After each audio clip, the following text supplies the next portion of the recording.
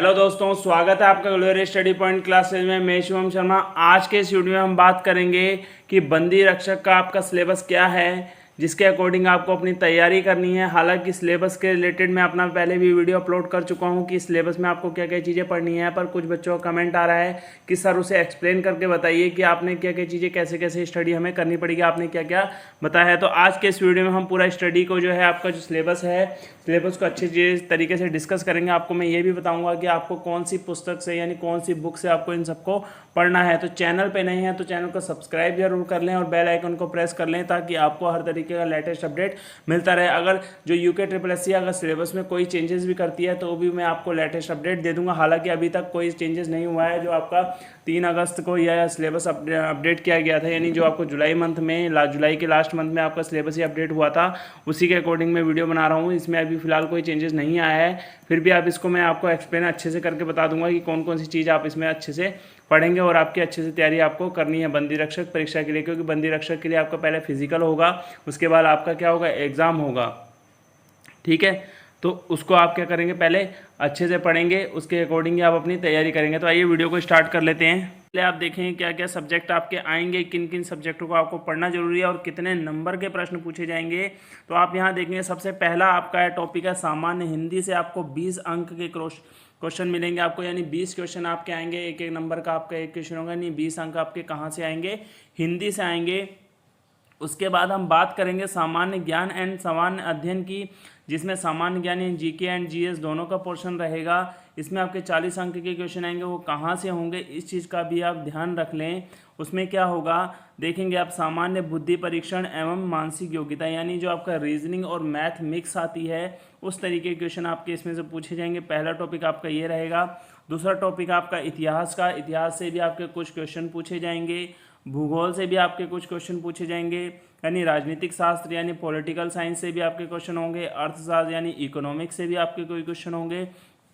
अब आपकी जो राष्ट्रीय, राज्य और अंतर्राष्ट्रीय महत्व की समसामयिक घटनाएं यानी जो आपकी करंट अफेयर जिसे आप बोलेंगे, उससे भी आपके कुछ क्वेश्चन पूछे जाएंगे। इसमें एक चीज़ आपकी थोड़ी सी और इंक्लूड कर दी गई है, कंप्यूटर की मूलभूत जानकारी यानी कंप्यूटर फंडामेंटल को भी क्या कर दिया, इसके अंदर इंक्लूड कर दिया गया। पहले कंप्यूटर के कुछ क्वेश्चन नहीं आते थे, एक आध क्वेश्चन अगर पूछ लिया जाता था तो पूछ लिया जाता था, बट अब इसमें कंप्यूटर फंडामेंटल्स को भी इंक्लूड कर दिया है और मैथ के क्वेश्चनों को कम कर दिया है। पहले एप्टीट्यूड यानी जो आपकी गणित होती थी वो डायरेक्ट बता दिया जाए, गणित के 10 क्वेश्चन 15 क्वेश्चन आएंगे, बट अब आपके जो गणित के जो क्वेश्चन आने वाले हैं बिल्कुल नॉर्मल क्वेश्चन आएंगे, जो रीजनिंग टाइप के आपके होते हैं, यानी बुद्धि परीक्षण वाले क्वेश्चन होते हैं, तार्किक शक्ति वाले, वही आपसे पूछे जाएंगे। उसके बाद जो आपके 40 अंक आपने क्या है इन सिलेबस के अकॉर्डिंग आएगा आपका, 20 अंक आपके सामान्य हिंदी में हो गए, 60 अंक आपके यहाँ पे कंप्लीट हो चुके हैं। आगे हम बात करते हैं जो बचा कुचा है आपका उत्तराखंड से संबंधित विविध जानकारी। नहीं, पूरा उत्तराखंड आपका सिर्फ कितने नंबर का है,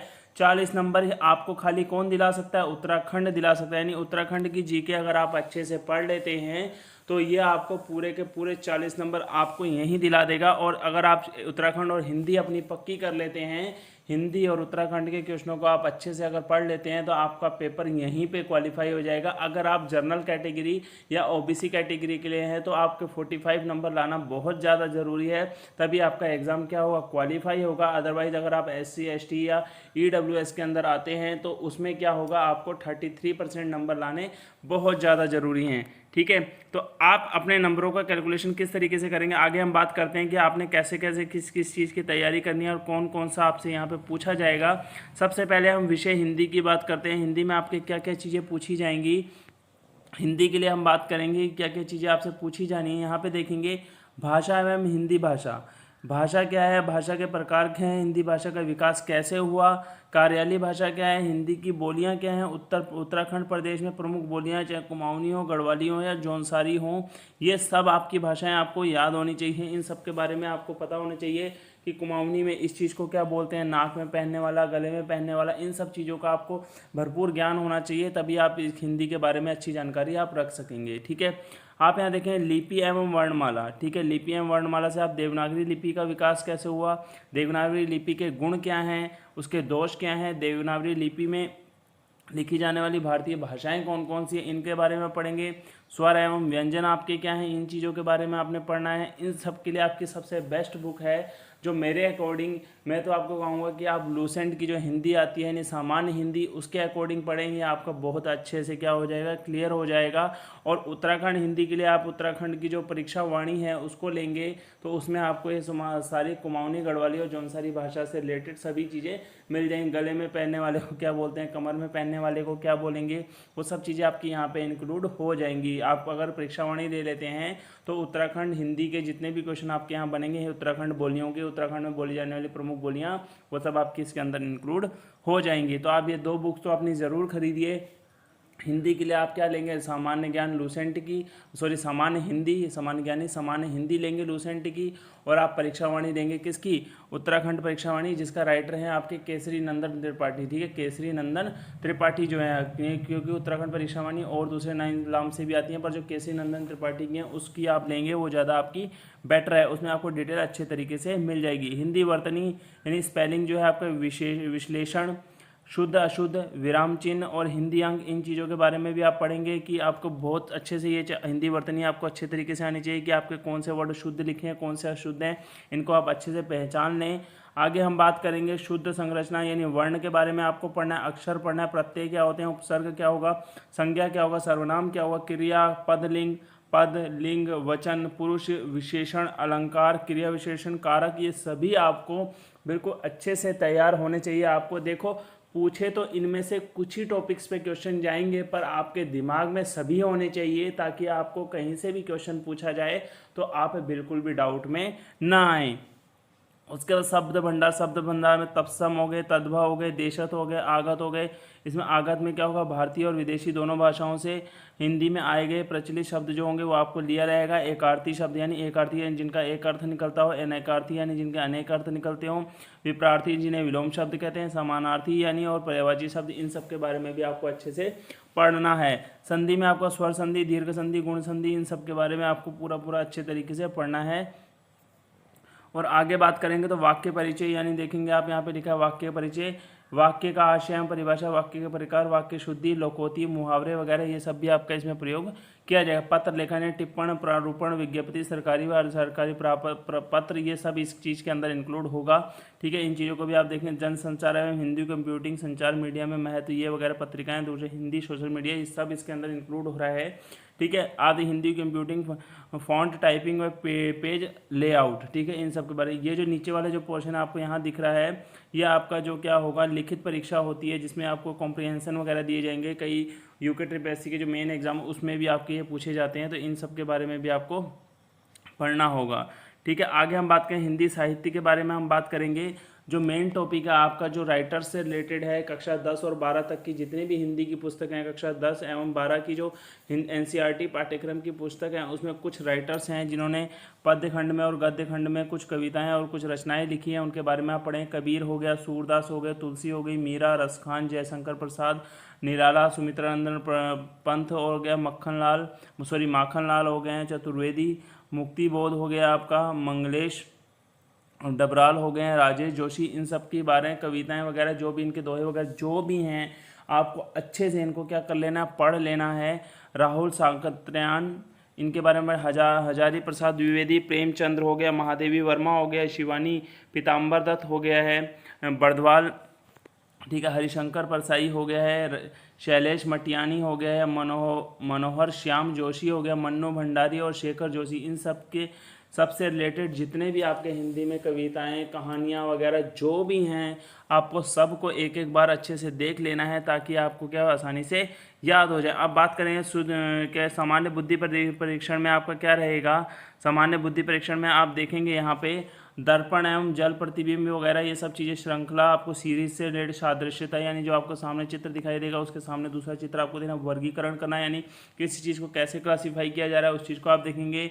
कागज़ को मोड़कर शीशे में उसकी आकृति कैसी दिखाई देगी, कागज़ को मोड़कर अगर डिज़ाइन ऐसा दिख रहा है तो ओपन करने पे कैसा दिखेगा, कागज़ को काटना, कागज़ की अगर कटिंग आप करते हैं तो उसके बाद वो डायग्राम आपको कैसा आता है, आकृति निर्माण कैसे हुआ, आकृति की गिनती आप कैसे करेंगे, जैसे त्रिभुज, इसमें कितने त्रिभुज हैं, इसमें कितने आपके आयत हैं, कितने आपके वर्ग हैं, इन चीज़ों के बारे में आपको पढ़ना है।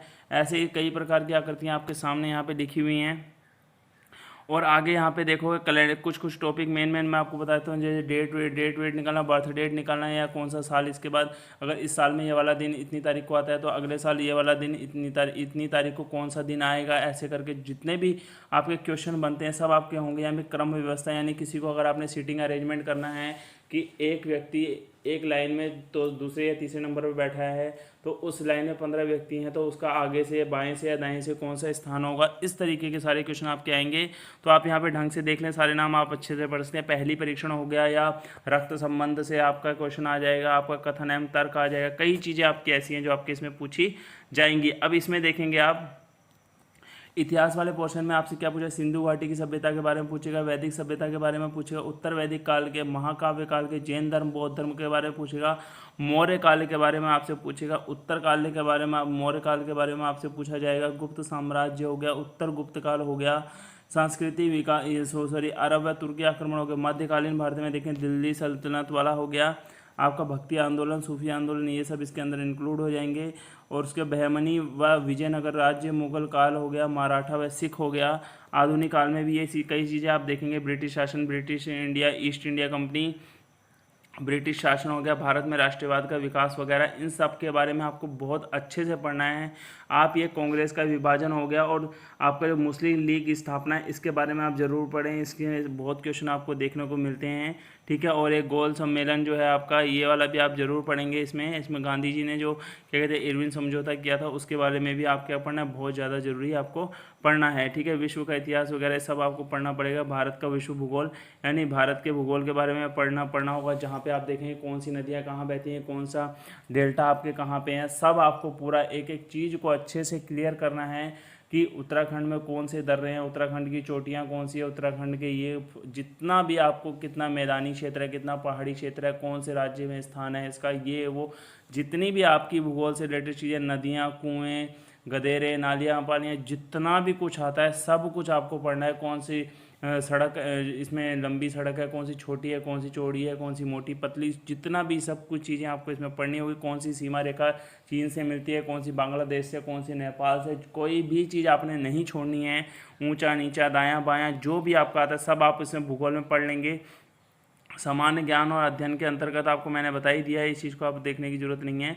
इसमें आपको मैं बता दूं, भारत छोड़ो आंदोलन आप जरूर पढ़ेंगे, सविनय अवज्ञा आंदोलन पढ़ेंगे, भारत का विभाजन मैं आपको बता ही चुका हूँ, इसमें आप जरूर पढ़ेंगे इसको, ठीक है। आगे की हम बात करते हैं, जो संविधान के लिए आपको मौलिक कर्तव्य, नीति निर्देशिका, तो ये सब आपको इनको पढ़ना बहुत ज़्यादा जरूरी है। इन सब के बारे में आप पढ़ लेंगे और इसकी PDF आप जो है UK SSSC की साइट पे जाके भी आराम से निकाल सकते हैं।